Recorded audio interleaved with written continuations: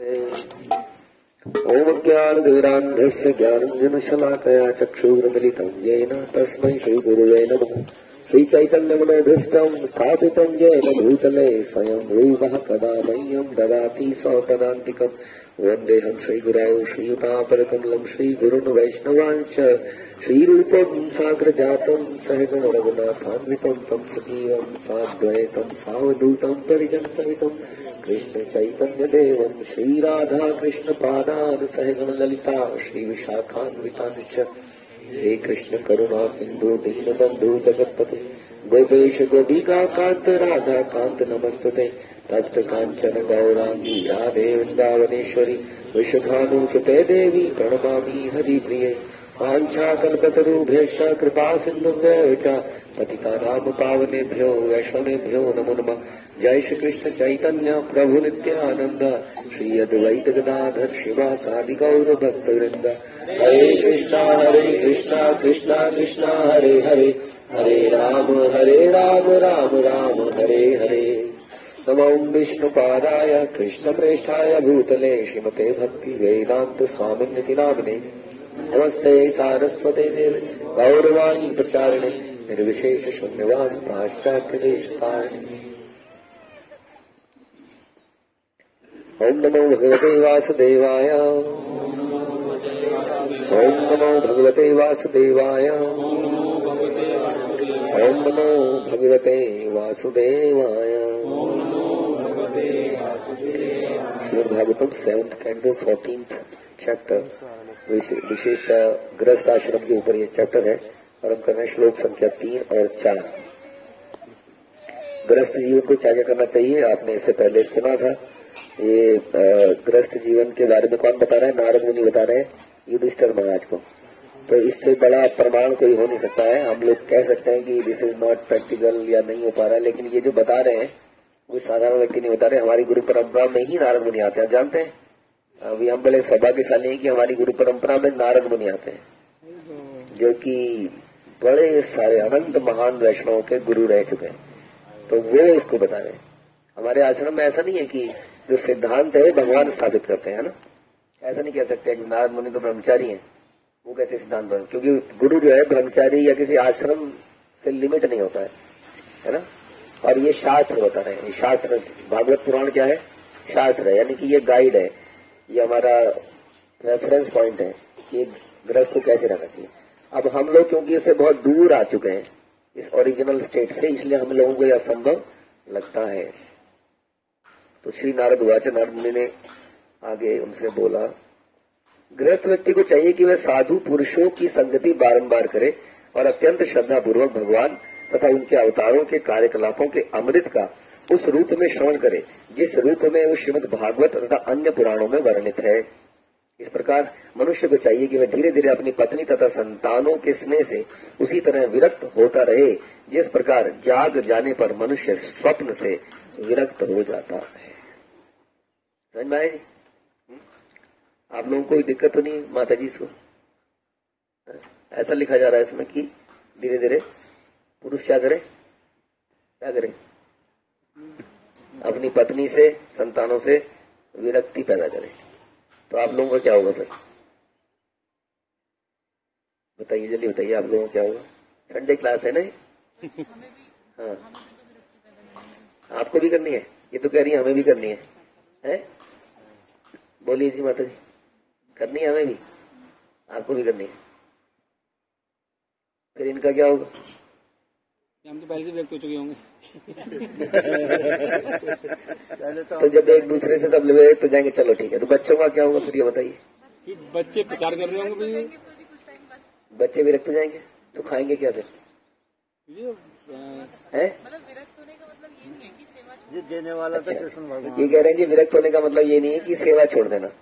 हाँ, तो विरक्त होने का क्या मतलब है फिर? अटैचमेंट नहीं रखना। अटैचमेंट, ठीक है। What is the meaning?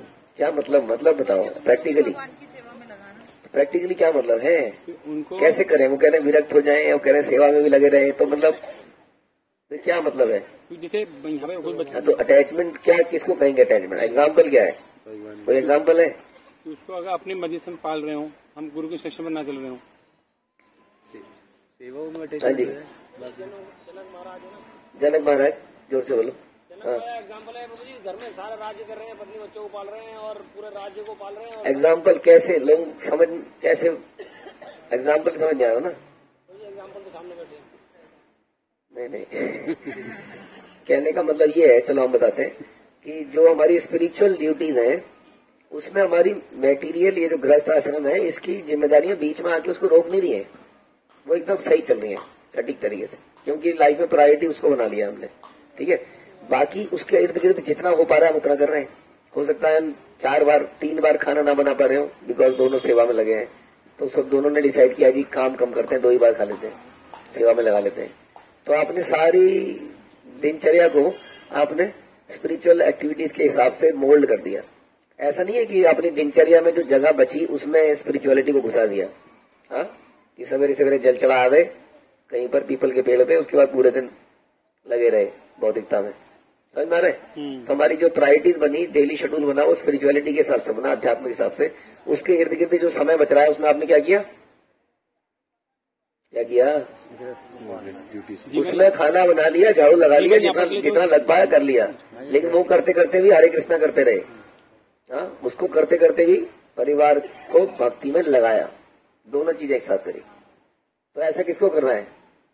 हम सबको, तो प्रभु को भी करना है, माता को भी करना है। जब जब भागवत में, पुराणों में ये कथा, ये बोला जाता है कि पुरुष को ऐसा करना है, तो सब मतलब माता के लिए भी बोला जा रहा है वो, है ना।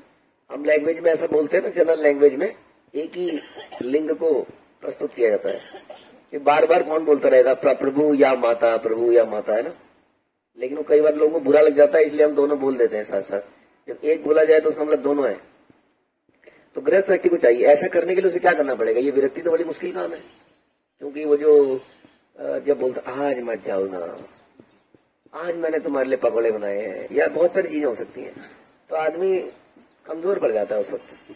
तो उसके लिए करे क्या वो? क्योंकि अटैचमेंट बड़ी जबरदस्त है। अब सेवा करते हुए ही ऐसा जनरली देखा गया है कि पीछे से कोई खींच रहा होगा आपको, हाँ आज मत जाओ, आज ऐसा कर लो। पत्नी भी हो सकती है, पति भी हो सकता है, कोई भी हो सकता है। जो ज्यादा सीरियस होगा वो जाना ही चाहेगा, जो ज्यादा वो होगा तो वो रोकना चाहेगा, क्योंकि अकेलापन तो सबको बुरा लगता है। तो ऐसे में क्या करना चाहिए? अभी क्या बताया इसमें, भूल गए हो गया आप? हाँ, उसे करना चाहिए साधु पुरुषों की संगति। हाँ, तो हफ्ते में कम से कम 1 बार उसको करना चाहिए। ऐसा नहीं, रोज। इसमें क्या लिखा है? इसमें लिखा है साधु पुरुषों की संगति बारंबार करनी चाहिए। साधु पुरुषों की संगति क्यों करनी चाहिए?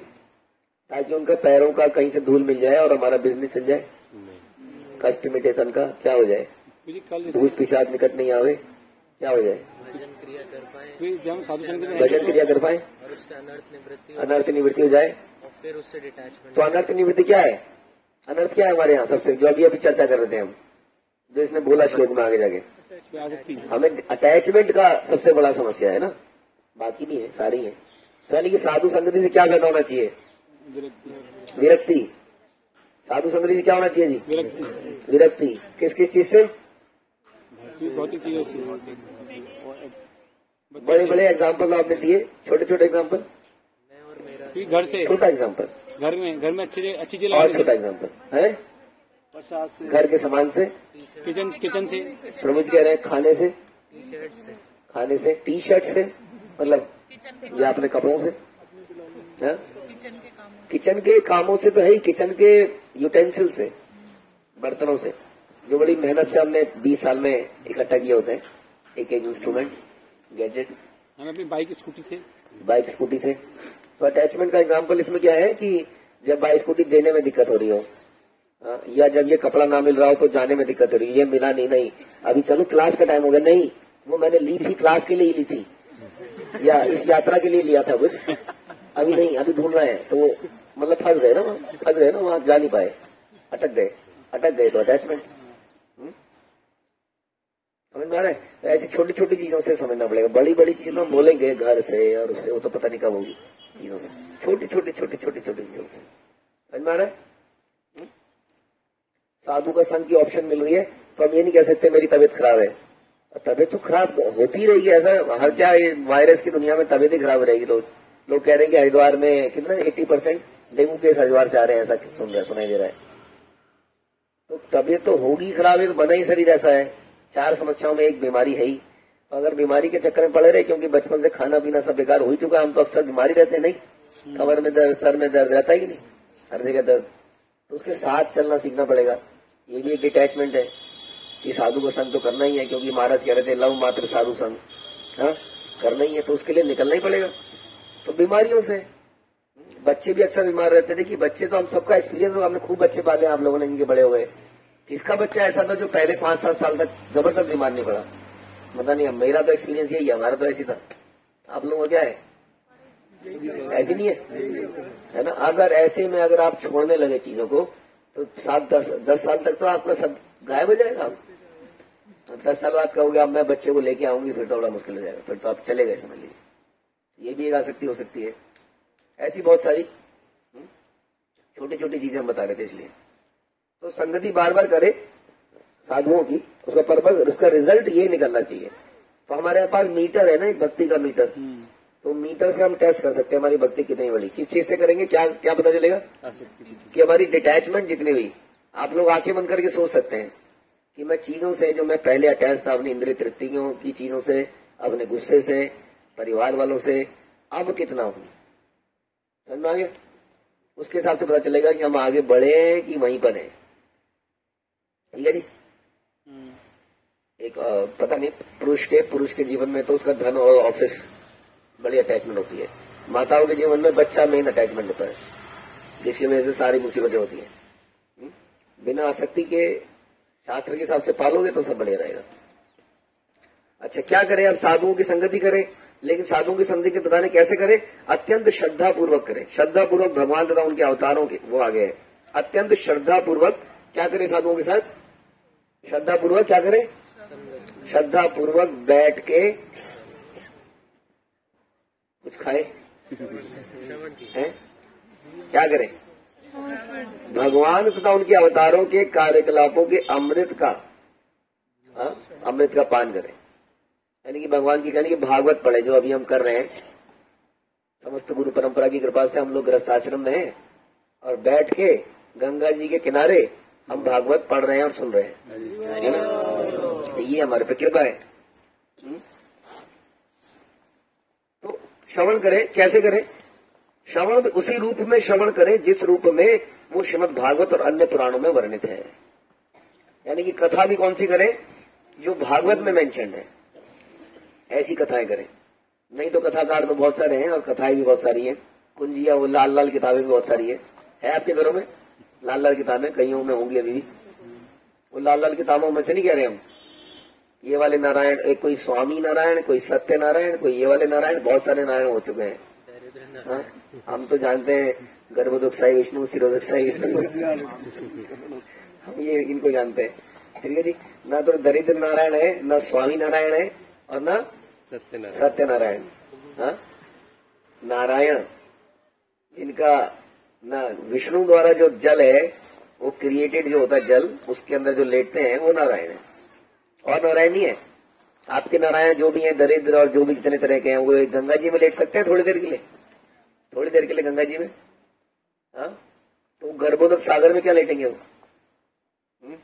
कारण सागर में क्या लेटेंगे? जिसका एक गंगा जी का जल है, लेट सकते हैं जी। तो कौन, कितने नारायण है आपके पास? यही है नारायण। क्या है नारायण? कौन से अवतार कहे जाते हैं नारायण? हाँ जी, कौन से अवतार है? टाइप ऑफ अवतार, पुरुष अवतार। कौन से अवतार है? कौन से अवतार है जी? हाँ, सूर्य की रोशनी जब पड़ती है ना तो नींद आने के चांसेस है। इस प्रकार मनुष्य को चाहिए कि धीरे धीरे अपनी पत्नी तथा संतानों से के स्नेह से उसी तरह विरक्त हो जाए जिस प्रकार जाग जाने पर मनुष्य स्वप्न से विरक्त हो जाता है। स्वप्न देखा आप लोगों ने आजकल? आजकल आप स्वप्न देख रहे होंगे मुझे लग रहा है, क्योंकि आपका शेड्यूल बिगड़ा हुआ है तो डीप स्लीप कम आएगी। और आप लोग 3:30-4 उठते थे तो माना 4-4:30 उठ रहे हो तो वो आधे घंटे में सपना आ जाएगा। कई लोगों को आ चुका होगा। तो आप क्यों ना ऐसे बैठ के हम सब लोग नदी के किनारे बैठ के उस सपने के बारे में विचार करें। कितनी अच्छी नदी है, यहाँ बैठ के सपने पे विचार न करें और सपनों की दुनिया में जिए जैसा दुनिया करती है। बोलिए कैसा रहेगा? क्या आनंद रहेगा? बस सपनों को देखते रहे, ऐसे सोचते रहे। ऐसा करते हैं आप लोग? ऐसा जो करे उसके बारे में क्या विचार है आपका? क्या कहते हैं ऐसे व्यक्ति को? मुंगेरी लाल, शेख चिल्ली, मतलब नॉन अनइंटेलिजेंट, इंटेलिजेंट नहीं है ना वो पर्सन। तो उसी तरह से बता रहे हैं कि सपनों से जैसे हम विरक्त हो जाते हैं कि तो सपना था, वैसे ही यानी कि सवेरे उठते ही अरे मैंने कोई सपना देखा था, याद नहीं आ रहा, अच्छा चलो छोड़ो, हो गई खत्म। ऐसा करने हुए नहीं।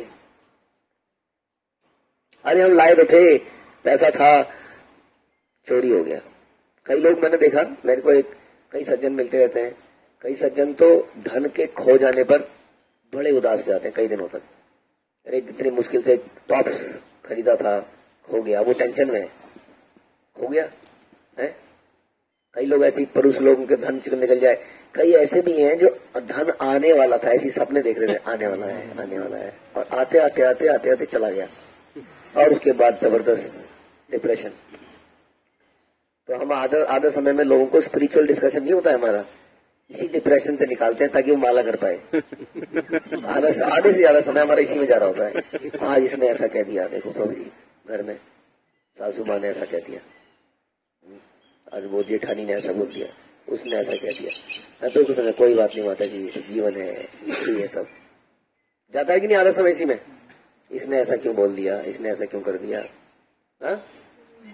है कि नहीं? पहले होते थे, अब नहीं होते। अगर रिक्शे में आपको छोड़ दिया जाए और ट्रेन में दूसरा डब्बा कर दिया जाए आपका, होता है कि नहीं? अभी भी होता है। अगर होटल दूसरा कर दिया जाए, अभी तो मेरे पास केसेस आ रहे हैं, आप कह रहे नहीं पड़ता, पड़ता है, वही तो बता रहा हूँ, लाइव केस। इसलिए मैं कह रहा हूँ प्रॉब्लम क्या है कि हमें पता ही नहीं है कि हमारी प्रॉब्लम है। देखिए बड़ी खतरनाक अवस्था है जब आदमी को पता ना हो कि वो बीमार है, उसको कैंसर है और बढ़ता जा रहा है, पहली स्टेज है, लेकिन उसको क्योर नहीं कर पा रहा है। क्यों? उसको पता ही नहीं है कि कैंसर है, और वो एक दिन उसको मार देगा, जान से खत्म कर देगा, भक्तों से दूर ले जाएगा। ये छोटे छोटे एग्जाम्पल आपको समझने पड़ेंगे कि यही एग्जाम्पल है जो कैंसर की तरह बड़े हो रहे हैं। यही आसक्तियां हैं, है ना? यही तो आसक्तियां हैं। क्या कहते हैं उसको? चले थे भजन करने और होटल लगे कपास, क्या देखते हैं? हरी भजन, होटल लगे कपास, समझे? तो ये छोटे छोटे, तभी तो मैं कह रहा हूँ हम लोग अक्सर बड़ी फिलोसॉफिकल डिस्कशन करते हैं, लेकिन उसमें हमारे अंदर जो छोटे छोटे छुपे हुए हैं ना, वो पता ही नहीं चलता हमें। नहीं, मैं आ रहा था, मैं गिर गया, मेरे पे लोग हंस रहे। कौन हंसा था ऐसा इतिहास में? दुर्योधन के ऊपर द्रौपदी। अंधे का बेटा अंधा। ऐसे ही मैं जा रहा था, मैं फिसल गया, सब हंस दे, अब मैं नहीं जाऊंगा यात्रा में, सब हंस दिए मेरे पर। ये भी एक है ना, है कि नहीं? इन्हीं सब से तो कह रहे हैं, इन सबसे विरक्ति। ये और क्या है विरक्ति? कि नहीं, जीवन का मुख्य पर्पस क्या है? भजन करना है। किसके साथ? यही भक्तों के साथ जो मेरा मजाक उड़ाए। कल भी बता रहे थे कि हम नहीं कर सकते हैं अकेले, एकाकी अमर नहीं पाए वन, हरि नाम संकीर्तन। लेकिन हम कहते हैं नहीं, ये सब तो पता चल गया है। हम शास्त्रों को चैलेंज करते हैं हम लोग। पता है आपको क्या करते हैं? चैलेंज। क्या कर लिखा है शास्त्रों में? भक्तों की संगति, कि भक्तों की संगति ए फॉर एसोसिएशन। हम कहते हैं नहीं, हमें समझ में आ गया, हम कर लेंगे, डोंट वरी। ये हमारी समस्या है।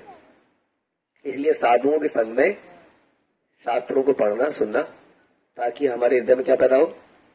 दोबारा बताइए, इस श्लोक में बताइए क्या होता है? विरक्ति पैदा हो। हमें फर्क ना पड़े मान का अपमान का, अच्छे का बुरे का। हमें ये समझ में आया कि साधु के संग में हमें ये प्राप्त करना है। यहाँ पे कोई दिखेगा नहीं आपको, चार हाथ वाले लोग, लेकिन कुछ हो रहा होगा, आपको समझ नहीं आई। बड़ी बड़ी बातें हैं, अदृश्य रूप में ये हो रहा होता है।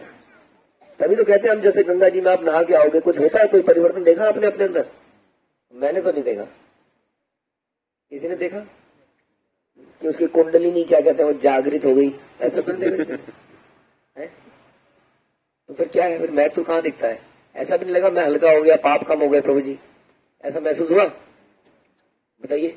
मतलब मेरे को तो नहीं हुआ, इसलिए बता रहा हूँ मैं, क्या पता। तो इसका मतलब ये बहुत ही सटल चीजें हैं जो हो रही होती हैं घटित, जो हमें महसूस ऐसे नहीं होंगी अभी। इसलिए हम उसकी इम्पोर्टेंस को कम कर देते हैं। समझ में आया? वैसे ही अभी ऐसी जगह पर भागवत सुनना या प्रभुपाद के ग्रंथों को पढ़ना, ये प्रभुपाद ऊपर से जब देखते हैं तो उनका आशीर्वाद आता है कि ऐसा कर, वो दिखेगा नहीं वो चीजें। तात्पर्य पूर्वक बता रहे हैं कि कृष्ण भावनामृत आंदोलन की स्थापना विश्व भर के गृहस्थों को श्रीमद् भागवत तथा भगवद गीता का विशेष श्रवण करने का अवसर प्रदान करने के लिए की गई है। क्या बता रहे प्रभुपाद? इस्कॉन क्यों खुला है? कह रहे खुला ही इसलिए है कि गृहस्थों को श्रीमद् भागवत भगवद गीता का प्रवचन या ये सब चीजें श्रवण का अवसर प्राप्त हो सके। ऐसा क्यों कह रहे? इस्कॉन क्या इसलिए खुला है? गृहस्थों के लिए कैसे? अरे क्योंकि सन्यासी तो कर ही रहा था, वो तो कर ही लेता अपने आप ही। संघ की जरूरत मेनली किसको है? गृहस्थ को ही तो संघ की जरूरत है। सन्यासी तो चल ही रहा था अपने आप। इसलिए प्रभुपाद ने क्या बनाया? International society. सोसाइटी देखिए आप लोग, सोसाइटी में रहता है आप में से कोई? बिल्डिंग सोसाइटी कौन? माता जी रहती है, आप लोग भी रहते ही हो कहीं ना कहीं, वो भी सोसाइटी है। उसमें कभी ऐसा हुआ है कि पड़ोसी ने कीर्तन या जगराता किया, आपको दिक्कत हो गई? होता है? किसी ने कूड़ा फेंक दिया, हो गया? किसी के टॉयलेट का पानी आपके घर में लीक कर गया, होता है? और अकेले बंगला में जो खड़ा हो जाए, ऐसी जगह में ये घर है, यहाँ होगा ये सब? तो क्या कहाँ पे रहना बेटर है? यहाँ पर। लेकिन फिर सोसाइटी क्यों बनाई भैया? मुसीबत एक साथ लाना तो मुसीबत है। हाँ? मेरे से पूछो कितनी बड़ी मुसीबत है एक साथ लोगों को लाना। अकेले आना तो आनंद है एक्चुअली में, है? लेकिन अकेले साथ में बड़ी मुसीबत है, क्योंकि ये सब होता है। हाँ, इसमें ऐसा हो गया, आपस में रहते हैं तो होता ही है। फिर इंटरनेशनल सोसाइटी बनाएगी उसके बावजूद। हाँ, क्यों बनाई गई? यही बता रहे प्रभुपाद, ये हमारी जरूरत है, इसके बिना हम नहीं कर पाएंगे। यही हमारी, और इसमें ये सब होगा उतार चढ़ाव। इसको क्या करना पड़ेगा? इसे उतार चढ़ाव जो आएंगे, क्या करें इनको? ये इसने ऐसा कर दिया, इसने ऐसा कर दिया, टॉलरेट करना पड़ेगा। टॉलरेट से भी ऊपर आपको समझना पड़ेगा, मुझे बहुत कुछ यहाँ से प्राप्त हो रहा है। हाँ, जब गंगा जी में जाते हैं तो कई बार नीचे पैरों में कोई हड्डी भी आ जाती है, है कि नहीं? बहुत कुछ आ जाता है। अब ऐसे में है ना, हम ये नहीं सोच सकते कि गंगा है, तो इसलिए सब सोच का विषय है। हाँ, सब सोच का विषय है। ये भाव है हमारा इस नदी के प्रति। नहीं तो दिल्ली से लोग यहाँ स्विमिंग करने आते हैं, मजे लेने आते हैं। तो इसलिए ये बनाया गया। यह विधि जिसे कई प्रकार से वर्णित किया गया है, श्रवण तथा कीर्तन करने की है, जो प्रत्येक व्यक्ति को और विशेष रूप से गृहस्थों को, जो मूढ़ी है, मूढ़धी, जिनकी बुद्धि कम है, कमजोर है, हाँ, मूढ़धी है, कृष्ण के विषय में सुनने का विशेष अवसर प्रदान किया जाना चाहिए। हमारी बुद्धि मूढ़धी क्यों है? कोई बताएगा? अब हमको मूर्ख बता रहे हैं प्रभुपाद, तो क्या हम मूर्ख हैं? हम लोग कहीं इंटेलिजेंट हैं, समाज में हमारा सम्मान है। प्रभुपाद कह रहे हैं हम मूर्ख हैं। कैसे मूर्ख हैं हम लोग? हम जो हमारे साथी लोग हैं तो अपना मान रहे हैं, और वही अटैचमेंट इज द प्रॉब्लम। हम उस परिवार को अपना सब कुछ मान ले रहे हैं। हमें अटैचमेंट डेवलप करनी चाहिए। कहाँ पर? कृष्ण के परिवार में। इसीलिए कृष्ण की कथा सुनते हैं, जिसके बारे में सुनेंगे वहां से अटैचमेंट पैदा होगी। इसलिए बता रहे कि मूढ़धी हैं, उन्हें कृष्ण के विषय में सुनना चाहिए। वे लोग कृष्ण भावनामृत आंदोलन के विभिन्न केंद्रों में उन भाषणों को, जिनमें भगवत गीता और भागवत के से कृष्ण कथाओं की व्याख्या की जाती है, मात्र सुनकर आजकल बहुप्रचलित अवैध मैथुन, मांसाहार, मादक द्रव्य सेवन तथा जुआ खेलने में व्यस्त रहने की पापपूर्ण मनोवृत्ति से शुद्ध हो सकेंगे। अब जैसे मैंने कहा, बड़ी सटल चीजें हैं। हाँ, आपको कभी जादू महसूस नहीं हुआ, लेकिन आप देखो कि पिछले 3-4 साल में जादू हुआ। माताएं अगर चाय छोड़ देंगे तो सबसे बड़ा जादू है कलयुग का। अग्री है कि नहीं है? बताइए, माताओं का चाय छोड़ना और प्रभु जी में सिगरेट दारू छोड़ देना जादू है कि नहीं है? बताइए। तो यानी कि ये जादू कहाँ, ये दवाई काम कर रही है अंदर, है ना? पता नहीं चलता। जैसे हम चर्चा कर रहे थे, भागवत से बता रहे थे कि जब हम दवाई खाते हैं तो पता थोड़ी चलता है कैसे काम कर रही है, महाराज कह रहे थे, लेकिन वो कर रही है। ऐसा बड़ी महसूस होता है अंदर कुछ हो रहा है प्रभु जी, ऐसा लग रहा है अंदर संग्राम चल रहा है जीवाणुओं का, कीटाणुओं का, चलता है। हम बच्चों को बताते थे ऐसे बचपन में, ये दवाई खाओ अंदर डिशुम डिशुम होगी और वो वायरस को मार देगा, लेकिन ऐसा महसूस हुआ है।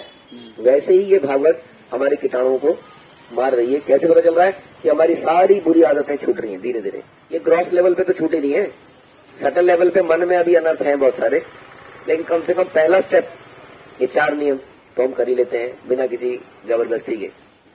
और तो और सोचिए कि बच्चे, जरा जरा से बच्चे वो मना कर देते हैं हम नहीं खाएंगे, आपने ऑफर किया है? कितने लोग हमारे बच्चों को आते हैं, टॉफी पकड़ा देते हैं, कुछ पकड़ा देते हैं, नहीं हम नहीं खाएंगे। उसको बेइज्जती सी महसूस होती है उस आदमी को, खा लेना नहीं खाएंगे। इससे पता चलता है कि ये कितना शुद्धिकरण करता है। उन्हें इसी प्रकार प्रबुद्ध किया जा सकता है। पुण्य श्रवण कीर्तन, हरे कृष्णा कृष्णा कृष्णा हरे हरे, हरे राम राम राम हरे हरे, मात्र इस कीर्तन में सम्मिलित होने तथा भागवत गीता श्री कृष्ण के विषय में श्रवण करने से मनुष्य शुद्ध हो जाता है। इसलिए इतना चर्चा कर रहे हैं, साधु लोग बोल रहे हैं कि आप अपना जप को बड़ा फोकस कीजिए। यात्राओं में जप अक्सर डिस्टर्ब होता है, लेकिन ये यात्राओं में एटलीस्ट हम इसको भर लें हृदय में और लेके जाएं। कम से कम हमारे घरों में तो हमने इतनी सुविधाएं जो बना रखी हैं, इतना बेडरूम, अटैच बाथरूम, वहां पे एसी, वहां पे बेड, वहां पे सोफा, वहां पे गद्दियां, हर चीज के लिए व्यवस्था है कि नहीं आपके पास? वो व्यवस्थाएं किस लिए होनी चाहिए सारी? ताकि हम लोग उससे बड़ा ध्यान पूर्वक जप कर पाए, श्रवण कर पाए, कीर्तन कर पाए। हमारे पास इतने सारे इंस्ट्रूमेंट हैं, तो हमें इंस्ट्रूमेंट लाने चाहिए भक्ति के लिए भी। हमारे पास स्पीकर है, उससे हम सुन रहे हैं, हर चीज है हमारे पास। ऐसी कंफर्टेबल जगह जहां आप लगातार 1.5-2 घंटे बैठ के जप करते रहो और एक बारी में ए लो जी, वो आनंद है। ऐसा तो नहीं है ना कि आप एक चपाती खाते हो फिर आपको उठा दिया जाए, फिर थोड़ी देर में आज दूसरी चपाती खा लीजिए, उसमें आनंद है? उसमें आनंद नहीं है ना। तो उसी तरीके से हमें जप करते हुए क्या करना है, निरंतर उसको जप को करना है। उसके लिए सुविधाएं जो चाहिए वो देखिए, और उसके बाद एक्स्ट्रा जप आप कभी भी करते रहिए। इसलिए कह रहे हैं कि अगर आप कृष्ण के विषय में सुनेंगे, हरे कृष्णा जप करेंगे तो हमारी शुद्धि हो जाएगी। बता रहे कह रहे हैं कि और विशेष रूप से तब जब वह प्रसाद ग्रहण करे। क्या करे? ये भी बात कर लो रही थी कि केवल इस जीव से क्या करना है, 2 काम,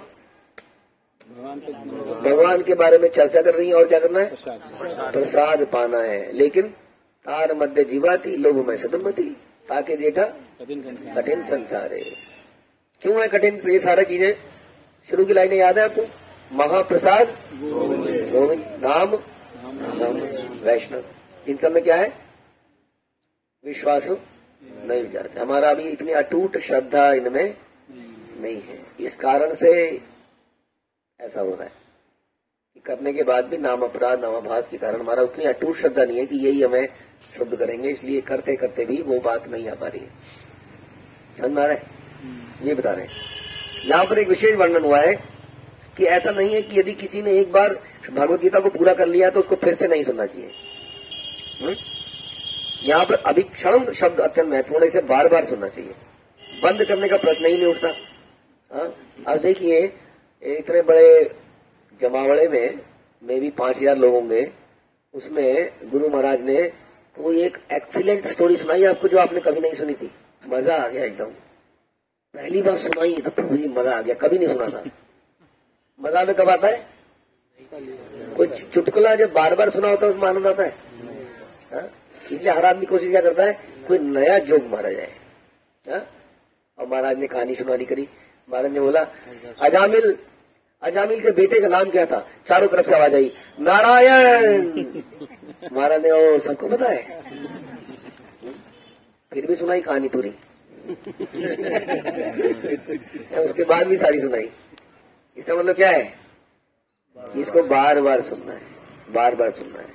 हम ज्ञान लेने के लिए नहीं सुनते हैं, हम किस लिए सुनते हैं? शुद्धिकरण के लिए।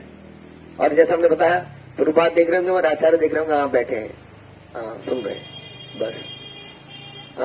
आशीर्वाद से हमें ज्ञान मिलता है, ना कि दिमाग से। दिमाग वालों के लिए दिमाग तो भगवान देते हैं। ये दिमाग वाले बहुत ज्यादा दिमाग आ जाता है तो हम क्या करता है आदमी, पता है आपको? बहुत ज्यादा आदमी पे दिमाग आ जाता है तो वो किसी की मल की जगह में हाथ डालता है। क्यों? क्योंकि डॉक्टर बन जाता है ना, ज्यादा दिमाग हो गया। और ऐसे ही और दिमाग आता है तो क्या करता है? मशीन के पुर्जे बनाता है। क्यों? इंजीनियर बन जाता है, ज्यादा दिमाग, और फिर तड़प तड़प के मरता है। और कम दिमाग वाले क्या करते हैं? हरे कृष्णा कृष्णा कृष्णा हरे हरे, हरे राम राम राम। और गंगा किनारे बैठता है, जहाँ बैठने के लिए लोग करोड़ों रुपया रिजॉर्ट में लगाते हैं, फिर लाखों रुपए देके हम लोग जाते हैं रिजॉर्ट में, वहाँ पे फिर आनंद लेते हैं। और आप यहाँ बैठ के आनंद ले रहे हो, तो कम बुद्धिमानी अच्छी है इसलिए। तो इस कम बुद्धिमानी में हम निकल जाएंगे यहाँ से। ज्यादा बुद्धिमानी वाला आदमी सोचता रहता है, ऐसा क्यों नहीं, ऐसा क्यों कर दिया, नहीं ये तो ऐसा होना चाहिए था, नहीं यहाँ तो ऐसा लगाना चाहिए था, नहीं। हमेशा दिमाग काम करता है कि नहीं ऐसे, ऐसा क्यों कर दिया, ये क्यों कर दिया इन्होंने, ऐसा क्यों कर दिया इन्होंने, ऐसा कर लेते, ऐसा कर लेते। आता है कि नहीं हमारे दिमाग में ऐसा? तो ये इसलिए ज्यादा दिमाग होना समस्या है। कम दिमाग वाले पता नहीं, जपीते आई लो पागल। पागलों की संस्था है, पागल ही यहाँ पर सारे। हाँ, लेकिन ये पागल इस संसार के मोस्ट इंटेलिजेंट आदमियों से भी ज्यादा इंटेलिजेंट है, क्योंकि पागल बुद्धि देकर भगवान भ्रमित करते हैं। बुद्धिमान की जब वो भगवान में नहीं लगाता तो बुद्धि ही उसको भ्रमित करती है, और उसी में अटका रह जाता है, वहीं पर भंवरे की तरह घूमता रहता है। ये कैसे नहीं, ये लॉजिक समझ नहीं आया प्रभु जी। हाँ, प्रश्न भी पूछते हैं तो आप देखते हैं कई बार कैसे प्रश्न पूछे जाते हैं, समझ नहीं आता वो प्रश्नों का क्या लेना देना है उनकी भक्ति से। प्रश्न पूछ रहे हैं, कल एक माता जी प्रश्न पूछ रही थी, समझ नहीं आ रहा था कि प्रश्न पूछ रही है कुछ बताना चाह रही है। उनके इतने 108 प्रश्न है, क्योंकि 108 नंबर बड़ा इम्पोर्टेंट है, तो उन्होंने प्रश्न भी 108 बना लिए, लेकिन वो प्रश्न 108 बने रहेंगे। क्यों? क्योंकि उनका उत्तर अगर आ गया तो वो 108 से कम हो जाएंगे, इसलिए 108 प्रश्न बनाने, उत्तर नहीं लेना। उत्तर लेते ही क्या हो जाएगा, कम हो जाएंगे, तो फिर 108 कैसे करेंगे? 108 होना ही चाहिए, 108 प्रश्न हमारे दिमाग में होने ही चाहिए। इसको कहते हैं बुद्धिजीवी। ये बुद्धिजीवी से कुछ होता नहीं है। हाँ जी,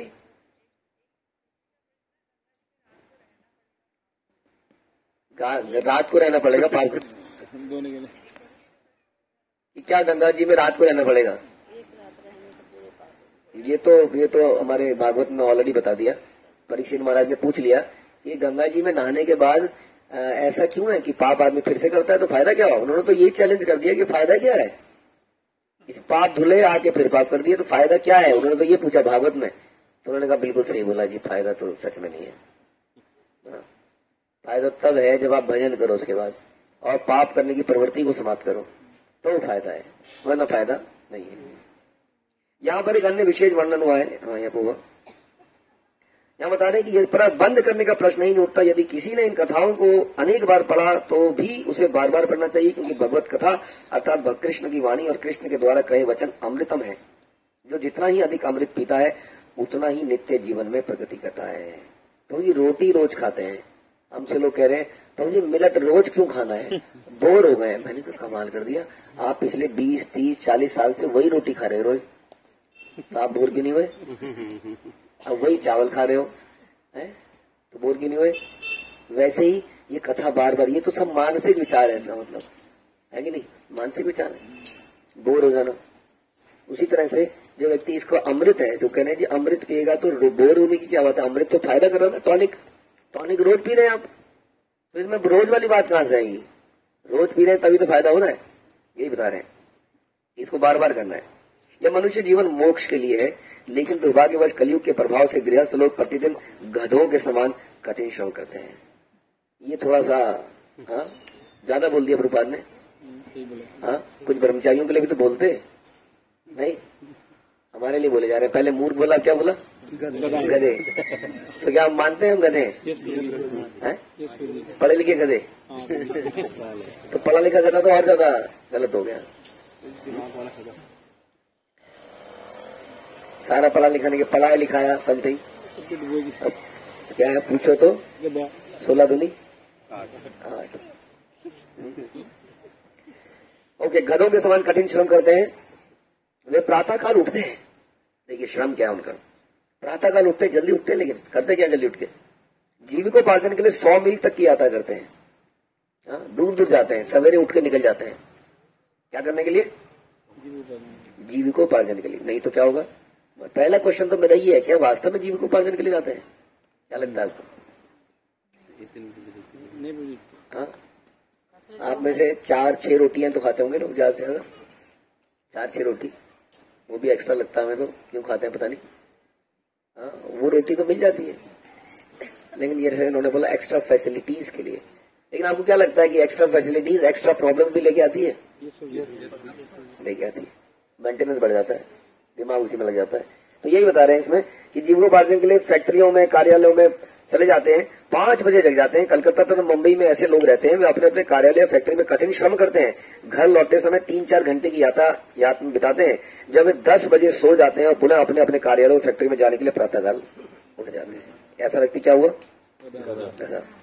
कठिन श्रम और को शूकरों तथा मल भक्षियों का जीवन कहा गया है। वे उन समस्त जीवों में से जिन्होंने जगत में भौतिक देह धारण करना स्वीकार किया है और जिन्हें मनुष्य शरीर मिला है, उसे केवल इंद्रिय तृप्ति के लिए अहर्निश कार्य नहीं करना चाहिए, क्योंकि यह कुकरों, मलभक्षी शूकरों को भी सुलभ है। तो कठिन श्रम करना चाहिए? नहीं करना चाहिए। यही तो पुरुषार्थ है। नहीं, परिवार को चलाना ही तो जीवन है। नहीं, परिवार को चलाना नहीं है पुरुष का काम है। परिवार को चलाना पुरुष का काम है, बट पुरुष अवतार कौन है? नारायण, वही चलाते हैं परिवार। इसलिए हमें कार्य करना है भगवान की चेतना में। हाँ, लेकिन हमारी मुख्य प्रायोरिटी भगवान का प्रसन्नता है। मनुष्य को चाहिए कि श्रीमद् भागवत तथा भगवत गीता सुनने के लिए कुछ समय निकाले। यही वैदिक संस्कृति है। मनुष्य को जीविकोपार्जन के लिए अधिक से अधिक 8 घंटे कार्य करना चाहिए, ऐसा प्रभुपाद बता रहे हैं। कितने? और दोपहर के बाद या संध्या समय गृहस्थों को भक्तों की संगति में कृष्ण के अवतारों एवं उनके कार्यकलापों के विषय में सुनना चाहिए। इस तरह धीरे धीरे माया के बंधन से मुक्त हो जाना चाहिए। किंतु गृहस्थ कथा सुनने के लिए, कृष्ण कथा सुनने के लिए समय न निकालकर अपने अपने कार्यालयों तथा फैक्ट्रियों में कठिन श्रम करने के बाद होटलों में, क्लबों में जाने के लिए समय निकालते हैं, जहां वो कृष्ण कथा न सुनकर असुरों तथा अभक्तों की राजनीतिक गतिविधियों को सुनकर प्रसन्न होते हैं। हाँ? इन असुरों की राजनीतिक गतिविधियां कहाँ पे लिखी जाती हैं? कौन सा पुराण है? न्यूज़पेपर पुराण। हाँ, और सबसे फेमस पुराण यही है जहाँ पे ये गतिविधियां आती हैं। और कई बार लोग बोलते हैं न्यूज़पेपर पढ़ना चाहिए, न्यूज़पेपर जरूर पढ़ना चाहिए, ताकि पता चल सके कि असुर लोग क्या कर रहे हैं, ताकि वहां पे हम जा पाए, अपडेट रह पाए। असुरों ने आज ऐसा किया। हे मेरे असुर मित्रों, प्रहलाद महाराज बोलते हैं। तो असुरों की गतिविधियां पता चलती रहे, ताकि आप वहां पे क्या कर पाओ? प्रीच कर पाओ। तब तो ठीक है, लेकिन उसके लिए तो बस बेयर अबाउट्स पता होने चाहिए। अच्छा, इस वक्त यहाँ पर जमावड़ा लगा रखा है। अच्छा, हरिद्वार में गंगा जी के किनारे बहुत असुरों ने जमावड़ा लगा दिया। चलो चलते हैं, हरिद्वार चलते हैं, चारों तरफ हरि नाम फैला देते हैं। ये तो समझ में आ रहा है। लेकिन फिर आपको ये क्यों देखना है इसने ऐसा किया, इसने इसके साथ ये कर दिया, वो कमरे में घुसा जब वो अकेली थी तो उसने उसको वहां पे ताला तोड़ दिया, सामान लूट लिया, ये हो गया, इस नेता ने ये कर दिया, आज ये पॉलिटिकल पार्टी ने ये कर दिया। इससे तो कोई मतलब, प्रचार से तो नहीं पढ़ते आप इसको? नहीं पढ़ते हैं तो जरूरत नहीं है। क्या करते हैं? ये गतिविधियां सुनते हैं और मैथुन, शराब, स्त्री, मांस का भोग करने का में समय अपव्यय करते हैं। यह ग्रस्त जीवन ना होकर आसुरी जीवन है। किंतु कृष्ण भावनामृत आंदोलन विश्व भर में फैले हुए अपने केंद्रों में ऐसे पतित और निंदनीय व्यक्तियों को कृष्ण के विषय में श्रवण करने का अवसर प्रदान करता है। पतित और निंदनीय व्यक्ति को भी हम आश्रय देते हैं। हमें जैसे आश्रय मिला है ना, ऐसे ही हम आश्रय देते हैं। स्वप्न में हम मैत्री तथा प्रेम का समाज बना लेते हैं, किंतु हम जब जागते हैं तो देखते हैं कि सब छूमंतर हो गया। सब छूमंतर हो जाता है, स्वप्न का गायब हो जाता है। इसी प्रकार मनुष्य का समाज, परिवार तथा प्रेम भी क्या है? बोलिए जी। कि तेरा घर ये मेरा घर, घर बहुत हसीन है, ये घर बहुत हसीन है। हा? किसका घर है? तेरा और मेरा। लेकिन तेरा और मेरा ये घर 50 साल बाद वहां पे कोई और रह रहा होगा। ऊपर वाले देखते होंगे, कहते हैं देखो कह रहा था तेरा मेरा, अब यहाँ कोई और रह रहा है। जो घर हमने बनाया है इसमें कोई और रह रहा होगा नहीं, चलो 100 साल बाद मैक्सिमम कोई और रह रहा होगा। तो ये तेरा घर ये मेरा घर चला गया। तो कहते हैं ये स्वप्न की तरह है। इसलिए मनुष्य चाहे सूक्ष्म रूप में या स्थूल रूप में स्वप्न देखे, ऐसे सारे स्वप्न मिथ्या या क्षणिक है। मनुष्य को असली कार्य तो यह समझना है कि वह आत्मा है, अहम ब्रह्मास्मि, अतः उसके कार्यकलाप भिन्न होने चाहिए, ताकि तभी वह सुखी रह सकता है। सुखी रहने का तरीका क्या है? ब्रह्मभूता प्रसन्नात्मा ना सोचती न कांक्षती समा सर्वेषु भूतेषु मद्भक्ति लभते परम। जब ये समता पैदा होगी, समा सुख दुख सो, आगे बोलो, सो अमृतत्वाय कल्पते। ये अमृत, ये प्रसन्नता किसको मिलता है? जो ये समता दिखाता है। जो द्वंद्वों में पड़ा रहता है, मेरे साथ ऐसा क्यों हो गया, उसके साथ क्या है? ये क्या है? ये द्वंद्व है। मेरे साथ ऐसा क्यों हुआ व्यवहार, उसके साथ ऐसा हुआ, मेरा नाम क्यों नहीं आया वहां पर, उसका नाम क्यों आ गया। ऐसे बहुत सारे द्वंद्वों में हम पड़े रहते हैं। तो कह रहे हैं जो इससे ऊपर उठता है, ना सोचती ना कांक्षती, लेमेंट नहीं करता, वही सोचता है मेरे साथ ये हुआ तो इसमें क्या था, भगवान की प्लानिंग थी, हाँ मेरे कर्मों का फल था। तो लेमेंट नहीं करता। लेमेंट करना जानते हैं?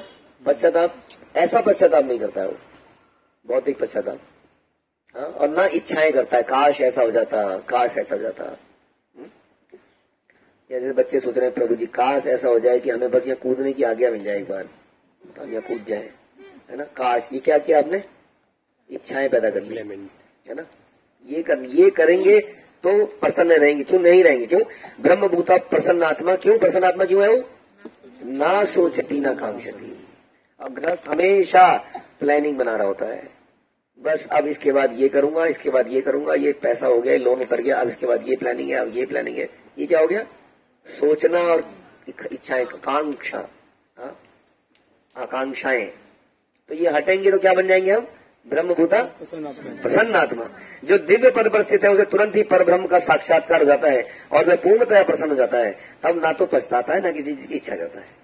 वह समस्त जीवों पर समान दृष्टि रखता है। उस अवस्था में मेरी शुद्ध भक्ति प्राप्त करता है। तो शुद्ध भक्ति तब प्राप्त होगी जब हम इस समता पैदा करेंगे। समता पैदा कैसे करें? ये तो बड़ा मुश्किल काम हो गया। उसके लिए क्या करना पड़ेगा? उसके लिए फिर से भक्तों का संग भक्ति करनी पड़ेगी।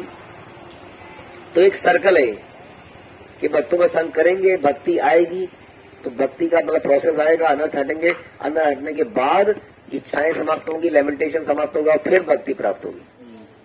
समझ में आया? भक्ति में लगा हुआ व्यक्ति सरलता से भौतिकतावादी जीवन के स्वप्न से मुक्त हो जाता है। स्वप्न में रहना बड़ा खतरनाक है। आप में से किसी का बच्चा है जो रात को चलता है? रात को चलता है सपने में किसी का बच्चा? नहीं, हमारे इनका चलता है। वृंदावन चल रहा था रात को। खतरा क्या है? खतरा ये कि रात में कहीं निकल जाएगा, किसको पता चले कहां गया। हाँ, वो चल रहा है, सपने में ही चल रहा है। हाँ, तो स्वप्न में चलना क्या है? खतरनाक है। तो इस तरह से यदि हम स्वप्न में चल रहे हैं, जो कि हम चल रहे हैं इस वक्त जैसे बता रहे प्रभुपाद, तो ये बड़ा खतरनाक है। जागृत अवस्था में आना पड़ेगा।